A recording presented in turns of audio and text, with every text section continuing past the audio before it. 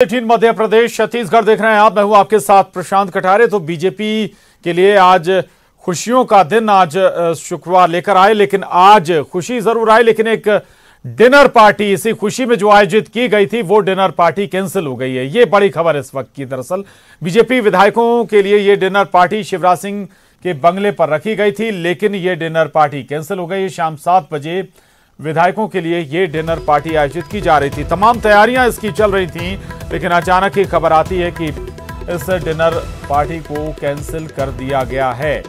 दरअसल देश भर में कोरोना एक बड़ी समस्या भी, और इसको लेकर सतर्कता भी बढ़ती जा रही है। पीएम नरेंद्र मोदी ने भी देशवासियों से अपील की है कि इसके मद्देनजर लोग ज्यादा बड़े आयोजनों में शामिल ना हो, शरीक ना हो, डिस्टेंसिंग बनी रहे, दूरियां बनी रहें। और इसी के मद्देनजर 22 तारीख को उन्होंने जन कर्फ्यू का आह्वान भी किया है। और उस दौरान अगर इस बीच बीजेपी से जुड़ा इस तरह का आयोजन होता तो सवाल भी खड़े होते, और शायद यही वजह रही होगी इस डिनर पार्टी के कैंसिल करने की। शिवराज सिंह चौहान के आवास पर यह डिनर आयोजित किया जा रहा था, तमाम तैयारियां भी शुरू हो गई थी, और लेकिन अब देखिए आप, तैयारियां जरूर लगभग पूरी थी, लेकिन अचानक ही इस डिनर पार्टी को कैंसिल कर दिया गया है। दरअसल में सभी विधायक हिस्सा लेने वाले थे, बीजेपी के बड़े नेता भी इस डिनर पार्टी में शामिल होने वाले थे। तमाम सब्जी वगैरह भी मंगा ली गई थी, यानी कि हर तरह की तैयारी थी, लेकिन ऐन मौके पर यह डिनर कैंसिल किया। हम सब जिम्मेदार नागरिकों का कर्तव्य है कि प्रधानमंत्री द्वारा बताए मार्ग का अनुसरण करें। इसलिए आज मैंने भी अपने विधायक मित्रों को, भारतीय जनता पार्टी के और कुछ प्रमुख कार्यकर्ताओं को अपने निवास पर भोजन पर आमंत्रित किया था, लेकिन मुझे लगा कि इस समय इस तरह के भोज का आयोजन करना भी समाज के हित में नहीं होगा। इसलिए मैंने फैसला किया कि मैं ये सामूहिक भोजन का कार्यक्रम निरस्त करूंगा। मैंने अपने विधायक साथियों से क्षमा मांगते हुए ये फैसला किया है।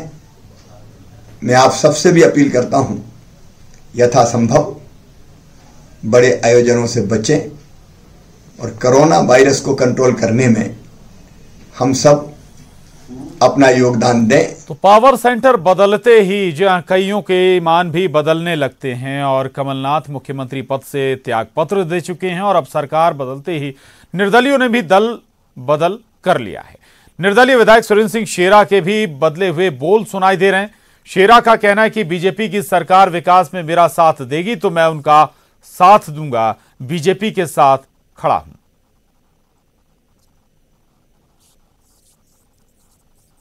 मध्य प्रदेश में अब सियासी घटनाक्रम पूरी तरह से बदल गया है। मुख्यमंत्री कमलनाथ ने अपने पद से इस्तीफा दे दिया है, और इस वक्त हमारे साथ निर्दलीय विधायक सुरेंद्र सिंह शेरा है। उन्हीं से जानते हैं सर, मुख्यमंत्री कमलनाथ ने अपने पद से इस्तीफा दे दिया है, आप किसके साथ हैं? अभी भी कांग्रेस पार्टी के साथ हैं या फिर आप भी भाजपा के साथ जाने को तैयार हैं? नहीं, देखिए, मैंने पूरे दिल से, तन मन धन से कांग्रेस पार्टी का साथ दिया आखिरी मोमेंट तक। जब तक उन्होंने इस्तीफा नहीं दिया तब तक उनके साथ खड़ा था।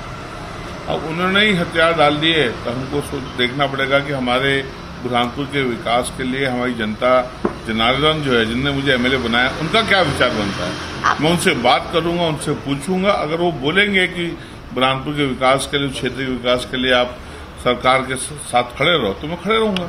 मना कर देंगे तो मना कर देंगे, नहीं खड़े रहूंगा। उसमें क्या है? निर्दलीय विधायक प्रदीप जायसवाल मंत्री जी भी थे, जो उन्होंने तो पाला बदल लिया। उन्होंने तो कहा कि नहीं, वो तो भाजपा के साथ जाएंगे। उनकी बात मैं कैसे कर सकता हूँ? मुझे तो अपनी बात पता है कि मुझे जिन लोगों ने मुझे यहाँ तक भेजा है, जिन वोटर्स ने मुझे भेजा है, मैं उनके प्रति ईमानदार हूँ, उनके मान सम्मान को ठेस में पहुँचाना चाहता हूँ। और जैसी भी स्थिति आएगी, सामने आएगी, अगर पूरा जो मेरे क्षेत्र के विकास के लिए अगर ये नई सरकार साथ देने को तैयार है, तो फिर मेरे को उनका साथ देने में तकलीफ नहीं होना चाहिए। तो आप मतलब पूरी तरह से आपने साफ कर दिया कि आप जा सकते हैं, लेकिन अगर आप जाएंगे तो क्या वहाँ भी मंत्री पद का ऑफर होगा या नहीं होगा? तो बिना मंत्री पद के आप रह लेंगे? नहीं, इसका कोई मैसेज नहीं है, ऐसे कोई बात नहीं है। और जो भी होगा आगे सामने आएगा। वो क्या चाहते हैं, नई सरकार हमसे क्या चाहती है, कि सब हमसे क्वेश्चन चाहती है। तो मंत्री पद मतलब पहली आपकी रिक्वायरमेंट नहीं होगी? अभी तक तो ऐसी कोई बात नहीं हुई उन लोग से, ऐसा कुछ नहीं है। तो साथ आप जा सकते हैं, बस इतना नहीं, अगर मेरे क्षेत्र के लोग मुझे अलाउ करें, अगर क्षेत्र की जनता चाहती है कि मैं सरकार के साथ रहूं, तो मैं मना नहीं कर सकता। सरकार मेरे क्षेत्र की जनता, उनका जनता जनार्दन है, वो जो बोलेगी वो करूँगा जी। तो बिल्कुल ये हमारे साथ निर्दलीय विधायक सुरेंद्र सिंह शेरा हैं, जिन्होंने ये पूरी बात, भले वो मन से तो चाहते हैं भाजपा के साथ जाना, लेकिन उन्होंने अभी ये जो पूरी बात है वो वोटर्स पे डाल दी। यानी उनका ये कहना है कि जो वोटर्स बोलेंगे, जो जनता बोलेगी, क्योंकि उन्होंने मुझे जिताया, तो उनके ही निर्देश के अनुसार वो तय करेंगे कि उन्हें भाजपा में जाना है या नहीं जाना है। हालांकि उन्होंने ये तय किया है कि शायद वो भाजपा के साथ जा सकते हैं। कैमरामैन मोहित सिंह के साथ रंजना दुबे, न्यूज 18 भोपाल। सुरेंद्र सिंह शेरा को सुन रहे थे। अब उनका कहना है कि अगर उनके क्षेत्र के विकास के लिए नई सरकार तैयार होगी तो स्वाभाविक है कि उन्हें भी फिर इस पर विचार करना होगा कि उन्हें जाना कहां है। इससे आप अंदाजा लगा सकते हैं। हालांकि आखिर तक सुरेंद्र सिंह शेरा लगातार सरकार के साथ खड़े नजर आ रहे थे। हमारे साथ एक बड़ा पैनल मौजूद है। आर.के. दोंगने साहब हैं, पूर्व कांग्रेस विधायक, डॉक्टर राकेश पाठक जी, वरिष्ठ पत्रकार, आशीष अग्रवाल जी, प्रवक्ता बीजेपी। आप सभी का स्वागत है। लेकिन फिर भी थोड़ा सा आप अपने दर्शकों को बता दें कि दरअसल अब तैयारी बीजेपी खेमे में चल रही है उस चेहरे को तलाशने की। न केवल भोपाल में बैठकें होंगी बल्कि दिल्ली में भी बैठकों का दौर शुरू हो जाएगा। और हालांकि अभी ये जरूर कहा जा रहा है बीजेपी नेताओं के जरिए कि इसमें 2 से 3 दिन का वक्त लग सकता है, चूंकि कैडर बेस पार्टी है, बहुत सामूहिक नेतृत्व, कोई भी फैसला पार्टी करती है तो उसमें थोड़ा वक्त लगता है। लेकिन उससे पहले उस पर भी हम चर्चा करेंगे। राकेश पाठक जी, हम अभी सुरेंद्र सिंह शेरा को सुन रहे थे। ऐसा लग रहा है कि शायद ऐसे ही नेताओं पर भरोसा कर इतना कॉन्फिडेंस कमलनाथ सरकार दिखा रही थी कि हाँ, वो उस मैजिक फिगर उसके पास है, बहुमत हासिल करेगी। देखिए प्रशांत जी, शेरा की बात तो बहुत बात की है। भरोसा करने की अगर बात है तो ज्योतिरादित्य सिंधिया के बीजेपी में जाने से जो भरोसा टूटा है जी, उससे बड़ा विषय तो सुरेंद्र सिंह शेरा नहीं हो सकते। कांग्रेस के इतने बड़े नेता, इतने कद्दावर नेता, 4 बार सांसद, 2 बार केंद्रीय मंत्री, लंबी फहरिस्त बार-बार गिनाने की जरूरत नहीं है। उनका जाना जितना बड़ा विश्वास भंग है, शेरा का दल बदल तो बहुत मामूली बात है जी। ये जन सेवा के लिए हम दल बदल रहे हैं, विकास के लिए हम इसके साथ हैं, कल उसके साथ होंगे अपने क्षेत्र की, ये सब बहुत ही थोथी बातें हैं। कोई भी दल करे, किसी भी व्यक्ति का नेता करे, अब ये शब्द इतने मोथरे हो चुके हैं कि लोकतंत्र, सिद्धांत, नीति, नैतिकता, विकास, जनसेवा के लिए आना जाना, इन शब्दों का अब कोई मायना नहीं बचा है। ये सब सत्ता के लिए ही इधर से उधर जा रहे हैं, चाहे सिंधिया जी हों, चाहे शेरा हों। पर कुल मिला के इस पूरे प्रकरण में जो राजनीतिक क्षरण हुआ है, जो सैद्धांतिक राजनीति का, लोकतांत्रिक व्यवस्थाओं का, किसी दल से मुझे इसमें लेना देना नहीं है, वो विश्वास भंग है। जनता के साथ भी, जनता ने जिन्हें जिसके नाम पर चुनकर भेजा, आप उस पार्टी में चले गए जिसके खिलाफ आप चुनाव जीते थे। ये कैसे संभव है कि 1 साल पहले, मात्र 14 महीने पहले, माफ करो महाराज का नारा लगाने वाली पार्टी जी अब उन्हें सिर माथे रखे हुए है। ये बहुत दुखद है लोकतंत्र के लिए और लोग के लिए, लोगों के लिए। एक बार चुनी हुई जनादेश से प्राप्त सरकार अपनी गति को प्राप्त हो चले, वो बात समझ में आती है। लेकिन इस तरह से आया राम गया राम, हरियाणा में जैसे होता था वैसा होने लगा। अब मध्य प्रदेश जैसा राज्य जो इससे अछूता था जी, या दक्षिण के राज्यों में होता रहा था, अब वो भी मध्य प्रदेश में हम और आपने देख लिया सत्ता परिवर्तन। ये कुल मिला के कांग्रेस को अंतर्मनन करने की जरूरत है। ये उससे मीमांसा करने की जरूरत जरूर है कि आखिर उस क्या खामी थी कि इतना बड़े नेता को पार्टी छोड़कर जाना पड़ा जी। बीजेपी को तो सत्ता परिवर्तन कराना था, सत्ता चाहिए थी। सत्ता की छटपटाहट हम 11 दिसंबर 2018 की रात से ही देख रहे थे 1 बजे से। तो आज वे उस छटपटाहट के बाद संतुष्ट हो गए, सत्ता उनको मिल गई है, उन्हें शुभकामना दी जा सकती है। बिल्कुल, 2 बातें आपने उठाई और दोनों बातों में सवाल कांग्रेस के लिए भी हैं, बीजेपी के लिए भी हैं। और मैं पहले बीजेपी के पास जा रहा हूं, आशीष अग्रवाल जी के पास। आशीष अग्रवाल जी, जो बात दोहराई कि पहले सिंधिया जी के लिए आप माफ करो महाराज इस्तेमाल करते थे, अब आप क्या शब्द होंगे, क्या शब्दावली होगी, वो शायद एडजस्ट हो भी जाए, लेकिन उन 19 लोगों को आप कैसे एडजस्ट करेंगे उन क्षेत्रों में जहां जो आपका नेता चुनाव हारा है, जिन्हें हराकर वो जीते हैं, विधानसभा चुनाव लड़े हैं, जीत कर आए हैं, इसमें कैसे जो केमिस्ट्री है वो मैच करेगी, क्या हालात वहां पर बनेंगे? अलग अलग पार्टी के कार्यकर्ता, कांग्रेस से स्वाभाविक है कि जो विधायक, अब हालांकि विधायक नहीं है, आपकी पार्टी में शामिल होगा, कुछ कार्यकर्ताओं को भी लेकर आएगा, कैसी केमिस्ट्री होगी साहब ये? देखिए, सबसे पहले तो आदरणीय राकेश पाठक जी के लिए पूरे सम्मान के सहित, वो पत्रकार है, निश्चित बात है कि उनके सोचने का एक न्यूट्रल तरीका है और उनके विशेषाधिकार में मैं बिल्कुल भी नहीं आऊंगा। परंतु कुछ एक छोटी सी मेरी असहमति है। देखिए, सबसे पहले तो उन्होंने बोला कि जो धोखा है वो शेरा जी से ज़्यादा सिंधिया जी के समर्थकों ने किया। तो एक वो मेरे को लाइन याद आती है कि लोहे का स्वाद लोहार से ना पूछो, बल्कि उस घोड़े से पूछो जिसके मुंह में लगाम है। तो जिस तरह का दुर्व्यवहार और सौतेलापन सिंधिया जी और उनके समर्थकों, विधायक और मंत्रियों के साथ हो रहा था, वो आप सब मीडिया के माध्यम से हम सब ने देखा। और पूरे मध्य प्रदेश की सिंपैथी अगर आज किसी के साथ है तो वो दिग्विजय सिंह जी के साथ नहीं है या कमलनाथ जी के साथ नहीं है, सिंधिया गुट के साथ है।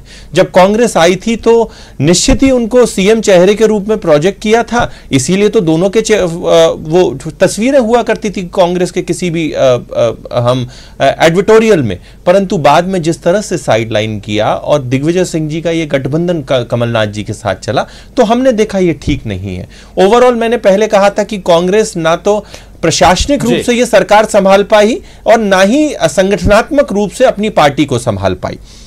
दूसरा विषय आया कि देखिए, सत्ता परिवर्तन की हमें छटपटाहट थी, बिल्कुल नहीं थी। अगर हमें छटपटाहट होती तो जब हमारे 109 विधायक थे और सरकार हमारी थी, मोमेंटम हमारे साथ था, तो ये जितने भी निर्दलीय थे हम उनको अपने साथ मिला सकते थे। तो सबसे पहले ये प्रमाण सहित ये तय है कि हमें कोई सत्ता परिवर्तन की छटपटाहट नहीं थी। बात नंबर 1, हम हमेशा से कहते थे और समझते थे और जानते थे कि यह सरकार अपने भीतर की कलह से गिरेगी, और सामने वही हुआ। अगर एक घर का भाई सौतेले व्यवहार के कारण घर से अलग हो जाए तो पड़ोसी पर कैसे आप दोष थोप सकते हैं? बड़ा मेरा स्पष्ट है। कहते हैं ना कि अगर स्वयं के नाखून अगर आपको जख्म देने लगे तो दोष दूसरों पे नहीं मड़ा करते। तो कांग्रेस को यह तय करना होगा कि आज क्यों वो छूटती जा रही है, चाहे पूर्वोत्तर का विषय हो, चाहे वो जगन रेड्डी का विषय हो, चाहे ज्योतिरादित्य सिंधिया हो, और गाहे बगाहे ये जो चिंगारी है वो महाराष्ट्र में चल रही है, वो राजस्थान में चल रही है, चिंगारी वहां उठती है, कांग्रेस तय करे, आप डाल देते हैं उसमें।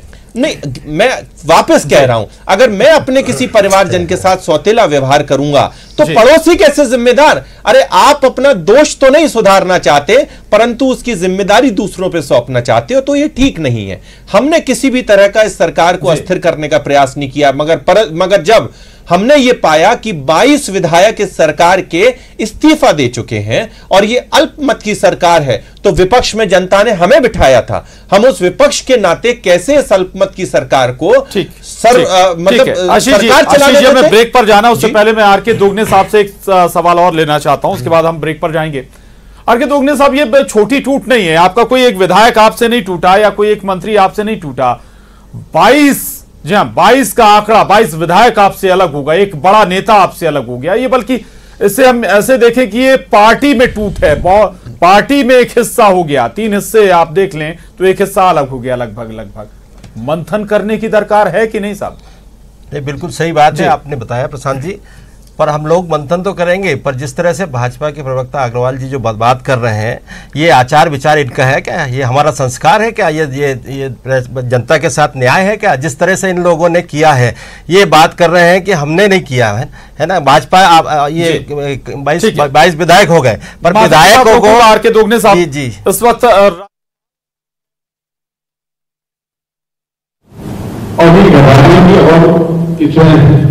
कोई जरूरत नहीं है, इसलिए कि जितने भी आप भारत पे केस हो रहे हैं वो सब विदेश से जो लोग आए हैं उन्हीं के द्वारा हो रहे हैं।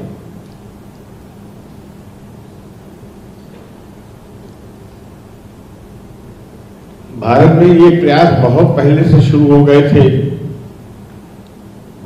तो यहां उतना नहीं बढ़ पाया, लेकिन अब जरूरत ये है कि इसके केस बढ़ रहे हैं, तो उससे बचने के लिए जो उपाय हैं वो हमें करना चाहिए, अपने जीवन शैली में बदलना चाहिए। बहुत सी चीजों में भ्रम है कि इसमें कोई बहुत परहेज करने की जरूरत नहीं है। इसमें जो सात्विक भोजन है आप वो करें, उसमें कोई ये ना लगे, पानी गर्म कर पिए। दूसरी अपील ये है कि ऐसे मौके पर कुछ लोग ज्यादा सामान खरीद के रख लेते हैं कि कल पता नहीं मिलेगा कि नहीं मिलेगा, अनावश्यक, और उससे कुछ लोग वंचित रह जाते हैं। तो कभी स्थिति अगर बिगड़ गई तो उसका बड़ा दूरगामी असर होगा। तो अभी से जो व्यापारी हैं वो भी इस बात में संयम बरतें कि किसी को अपनी ज्यादा बिक्री करने के लायक ऐसा न करें। जितनी जरूरत है जितना दें। ये सप्लाई लाइन नहीं टूटना चाहिए।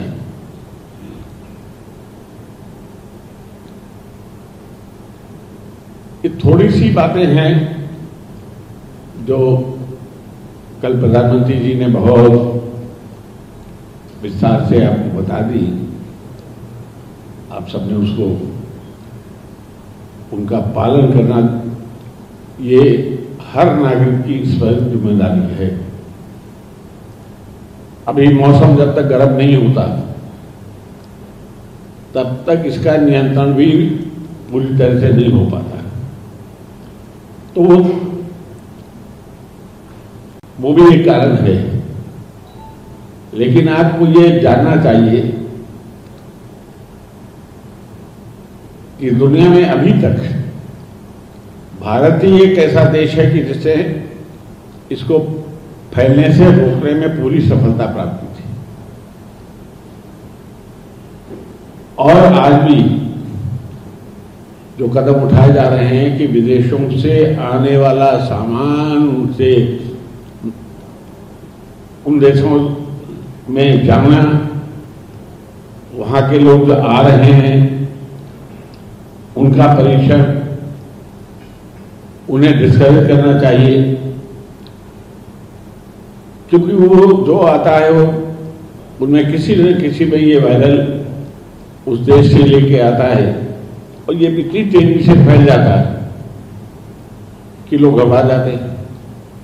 तो अगर वो आएगा भी तो थोड़ी देर में वो कुछ घंटों में समाप्त भी हो जाता है। लेकिन अगर वो एक दूसरे के संपर्क में आके बढ़ता चला गया तो उसको रोकना एक बहुत बड़ी चुनौती हो जाएगी। तो अभी कोई ऐसी स्थिति देश में नहीं है। कुछ जगह कुछ केसेस हुए हैं लेकिन वो भी उसी का प्रमाण है। तो आप सबके माध्यम से आज ये जो सामाजिक समस्याएं हैं और सबसे बड़ा संकट इस समय जो सामने आ रहा है उसके लिए सावधान करने के लिए मैं सभी अपने भाई बहनों से ये उन्हें संदेश भी देता हूं। मैं